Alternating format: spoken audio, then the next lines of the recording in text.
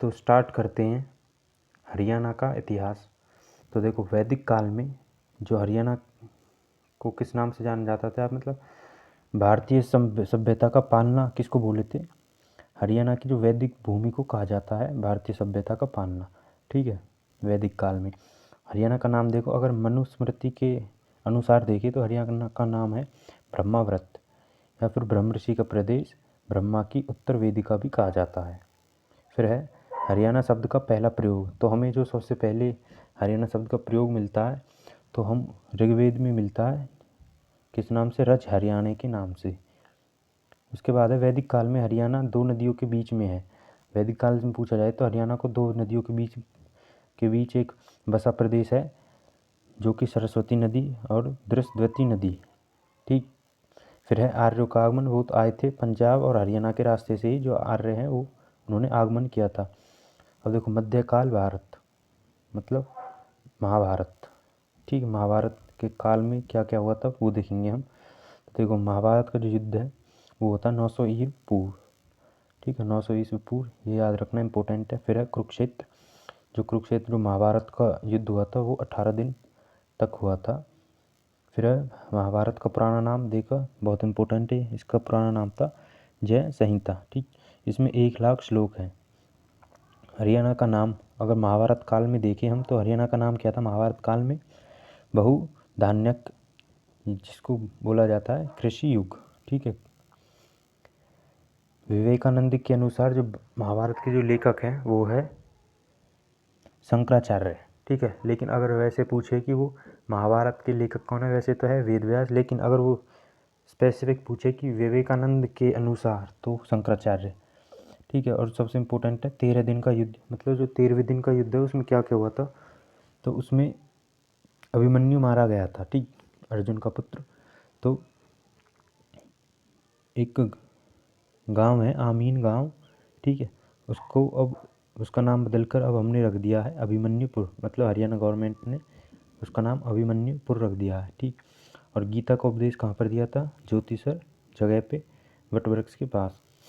फिर है, अब देखते हैं हम गणराज्य। ठीक, गणराज्य करेंगे हम बाद में, अभी नहीं। ठीक है, फिर है देखो सिंधु घाटी सभ्यता। तो सिंधु घाटी सभ्यता का जो सबसे बड़ा हिस्सा है वो हमें मिला है राखीगढ़ी हिसार में। ठीक है, और जो बनावती है फतेहाबाद, उनमें हमें इनके कुछ हिस्से मिले हैं सिंधु घाटी सभ्यता के, लेकिन जो सबसे बड़ा हिस्सा है वो मिला था राखीगढ़ी में। ठीक है, सरस्वती नदी के किनारे। फिर आता है बोधकाल। बोधकाल में क्या था? जहाँ पे हमारे महाजनपद थे 16। ठीक है, जिसमें से मगध सबसे बड़ा था, और हरियाणा के अंदर 2 जनपद आते थे। एक तो आता था कुरुक्षेत्र, इंद्रप्रस्थ बोलते थे, और दूसरा था पांचाल। फिर आते हैं हम मौर्य काल में। तो मौर्य काल की जो नींव थी वो रखी थी चंद्रगुप्त मौर्य ने। ये डेट है 323 ईस्वी से 298 ईस्वी तक। ठीक, फिर उसके बाद बिंदुसार आए।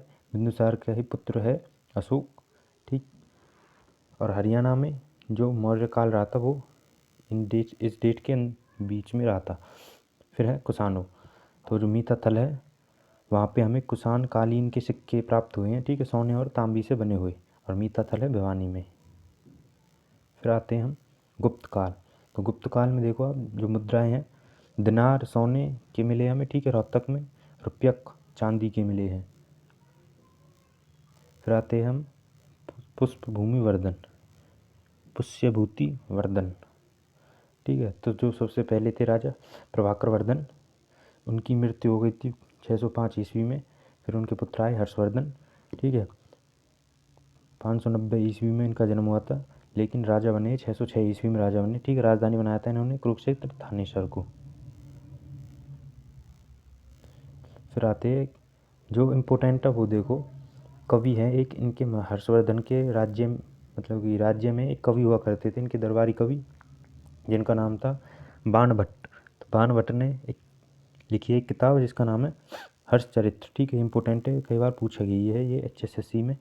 ठीक है, आपको याद रखना। तो भारत का पहला उपन्यास था कांदवरी, जो कि बाणभट्ट ने ही लिखी है। ठीक है, और इम्पोर्टेंट क्या है, हर्षवर्धन के नाटक। हर्षवर्धन को नाटक लिखने का काफ़ी वो था शौक, तो उन्होंने 3 नाटक लिखे थे। वो कौन से? नागानंद, प्रियदर्शिका और रत्नावली, ये इम्पोर्टेंट है, इनको आप याद रखेंगे। फिर एक इम्पोर्टेंट क्वेश्चन और है, एक चाइनीज़ ट्रैवलर मतलब एक चाइनीज़ यात्री आए थे इनके काल में, जिसका नाम था ह्यून त्सांग। ठीक है, इंडिया में आए थे इन डेट को, और हरियाणा में स्पेसिफिक इसी डेट को ये मतलब हरियाणा के अंदर रहे थे। ठीक है, इनकी बुक का नाम है सियूकी। ठीक है, सियूकी में थानेश्वर शहर का इन्होंने वर्णन किया हुआ है, और मृत्यु हुई थी हर्षवर्धन की 647 ईस्वी में। ठीक है, फिर इसके बाद इन्होंने अपनी थानेसर से जो उनकी कैपिटल है वो शिफ्ट की थी कन्नौज, इन्होंने कैपिटल अपनी शिफ्ट की थी कन्नौज। फिर आते हैं हम 9वीं सदी में क्या था, अग्र गणराज्य, जिसको अग्रनेज बोला जाता है, राजधानी अग्रवा थी। वहाँ पे हमें सिक्के ईंटें मिली हैं, और उन पे सारे गामा पा के मतलब कि वो बने हुए हैं मार्क। ठीक, फिर आते हैं मध्यकालीन भारत में, तो यहाँ से भी इम्पोर्टेंट क्वेश्चंस आते हैं। तो सबसे पहले बात करेंगे हम महमूद गजनवी की, जिसने 17 बार अटैक किया था। ठीक है, थानेश्वर पे पहला अटैक किया था 1009 में, थानेश्वर जयपाल ठीक है राजा थे। फिर 1014 में हुआ था दूसरा अटैक। ठीक है, इस समय क्या थी, चक्र स्वामी की मूर्ति तोड़ी गई थी गजनवी द्वारा।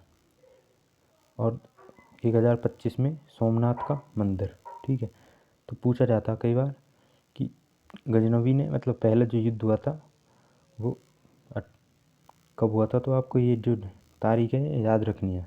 ठीक, फिर आते हैं हम तोमर वंश पे, तो जो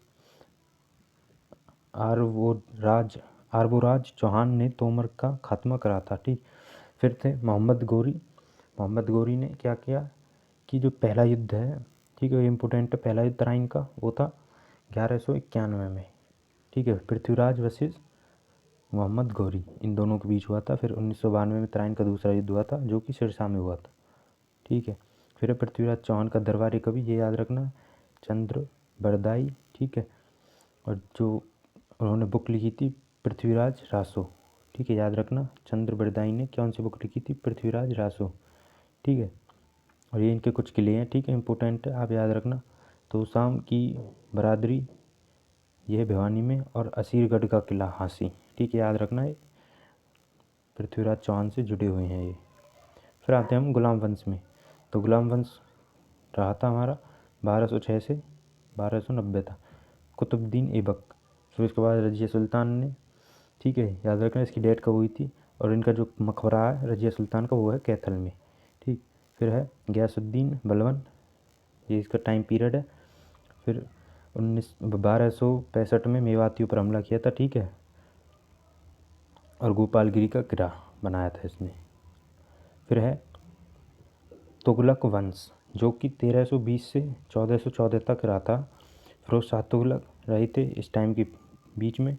ठीक है, गोहाना जो सोनीपत में है, उसमें बहुत सारे हिंदुओं के मंदिर तोड़े गए थे। ठीक है, और इसने जो नगरों की स्थापना की थी वो थी हिसार, ठीक है, 1354, फतेहाबाद 1351, फिरोजाबाद, ठीक है, हसवीखेड़ा सिरसा में।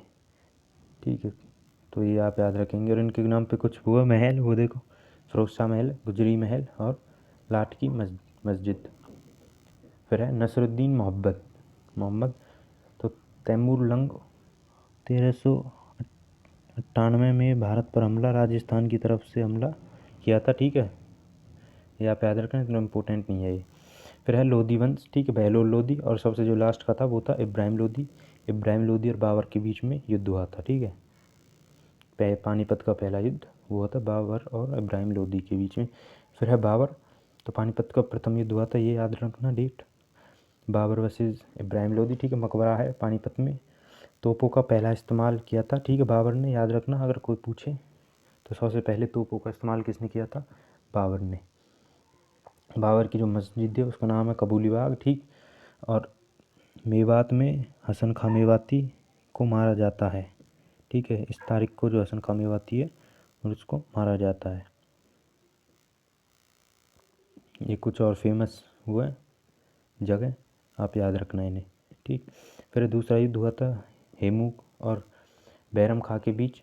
ठीक है, रेवाड़ी में हेमू ने 22 युद्ध किए थे। ठीक है, उससे पहले मतलब वो पंजाब से लेके वेस्ट बंगाल तक उसने 22 युद्ध किए थे। फिर आते बंदा बैरागी, ठीक है, शहरी खांडा सोनीपत। फिर है शेर शाह सूरी, इसको आप याद रखना, ठीक है। उनका बचपन का नाम था फारिद खान, ठीक है। दादा थे उनके नारनौल के जागीरदार थे। और इब्राहिम खां का मकबरा है, और इन्होंने इब्राहिम खां का मकबरा बनवाया था। और जो 88 कोस की मीनार है उसका निर्माण भी इसने ही कराया था। फिर है नादिर शाह। नादिर शाह आया था करनाल में 1739 में, ठीक। और युद्ध हुआ था जो वो था महमूद शाह और नादिर शाह के बीच में। फिर है मराठा, ठीक है, तीसरा पानीपत का तीसरा युद्ध वो हुआ था 14 जनवरी 1761 में। मराठा और अहमद शाह अब्दाली, ठीक है। मराठा का जो नेतृत्व वो किया था सदाशिव राव ने।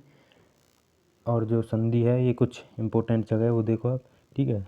जो सरजी अंजन है महाराष्ट्र का गांव है, उसमें संधि हुई थी। दौलत राव अंग्रेज़ों ने बेच दिया और मराठा, ये ज़्यादा इम्पोर्टेंट नहीं है ये। फिर है जॉर्ज थॉमस, जो कि आयरलैंड के, ठीक।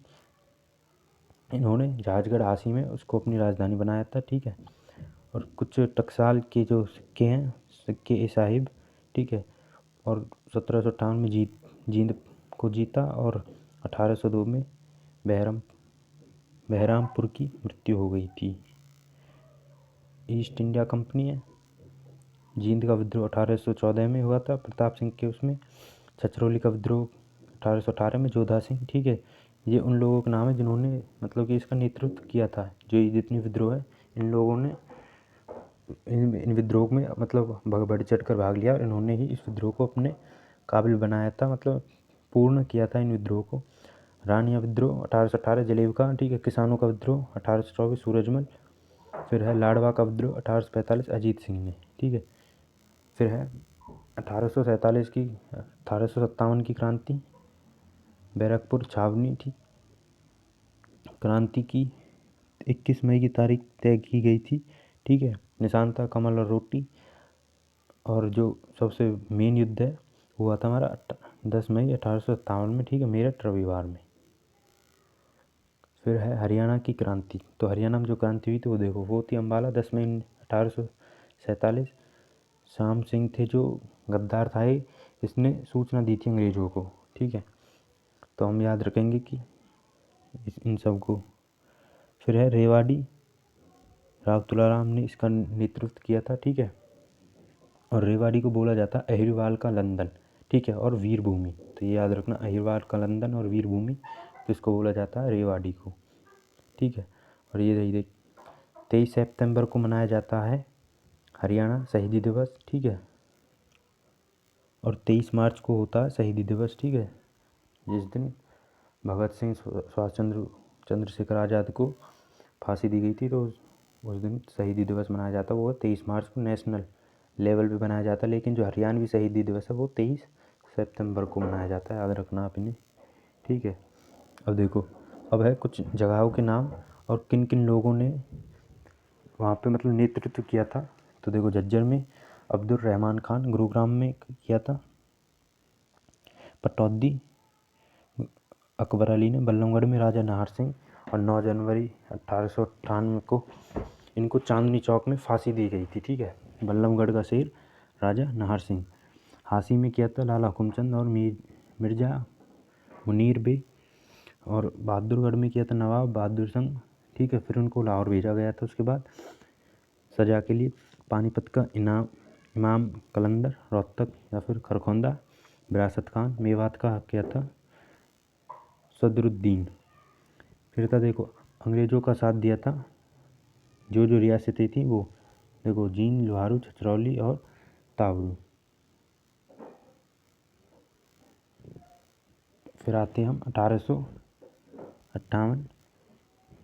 तो पंजाब का हिस्सा बना मुस्लिम लीग, पीरजादा मोहम्मद हसन पंजाब से निकाल कर दिल्ली में जोड़ना, ये सब आप देख लेना इसे,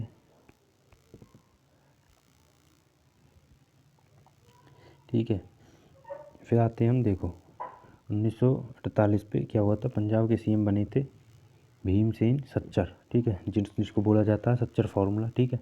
ये लागू हुआ था 1/10/1949 में। ये इम्पोर्टेंट है, आप याद रखना। फिर आता है राज्य का पुनर्गठन।